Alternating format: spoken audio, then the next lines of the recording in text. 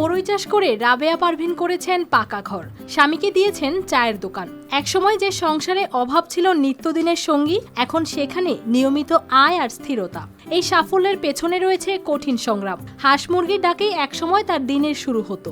ভোর হলেই উঠোনে নেমে হাঁস মুরগিকে দিতেন খাবার, পাশে বাঁধা ছাগলগুলোর দিকেও রাখতেন নজর। স্বামীর নিয়মিত আয় না থাকায় সংসার চালানোর দায় পড়ে তার কাঁধেই। অনেক সময় ঠিকমতো খাবারও জুটত না। অভাব কাটাতে হাঁস মুরগি পালনের পাশাপাশি শুরু করেন দর্জির কাজ। সেলাই করে পাওয়া সামান্য টাকা জমিয়ে রাখতেন। পরে সেই টাকার সঙ্গে কিছু ধান নিয়ে মাঠে নামেন তিনি। শুরু করেন কুল চাষ। 2 লাখ 1.5 লাখ টাকা করে আমাদের বছরে লাভ হয়।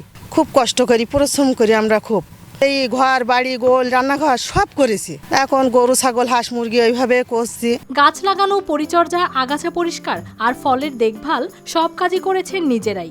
ধীরে ধীরে ফলন ভালো হতে শুরু করে। সাতক্ষীরার কলারোয়া উপজেলার কুল বাগানে এখন মৌসুম এলে গাছে গাছে ঝুলে থাকে কুল। বাজারে বিক্রি করে আসে নিয়মিত আয়। বদলে যেতে থাকে পরিবারের অবস্থা। আমরা স্কুল দিয়ে এই পাশ দিয়ে যাই, তাই কাকা কাকি সারাদিন এই কুল বাগানে থাকি। আমাদের ডেকে কুল খেতে দেয়, অনেক মিষ্টি। কুল বিক্রির টাকাতেই গড়ে উঠেছে পাকা ঘর, আর সেই আয়ের জোরে স্বামীর জন্য চালু হয়েছে চায়ের দোকান। সংসার আমাদের খুব ভালো চলতো না, সেগুন আমাদের মাটির ঘর। মনে করেন পানি যদি বৃষ্টি হয়, তা আমি দেখেছি আমার মা এখানে গামলা পাতে ওখানে গামলা পাতে, চারিদিকে পানি পড়ে।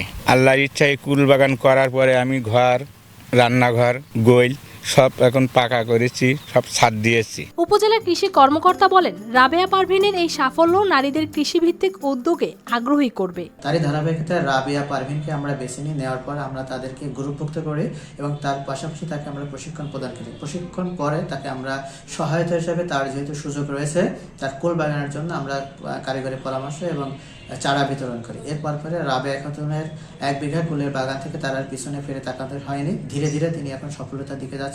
হাঁস মুরগি দিয়ে শুরু হওয়া সেই লড়াই এখন কুল চাষের সাফল্যে দাঁড়িয়ে অনেক নারীর সামনে নতুন পথ দেখাচ্ছে। News desk, RTV।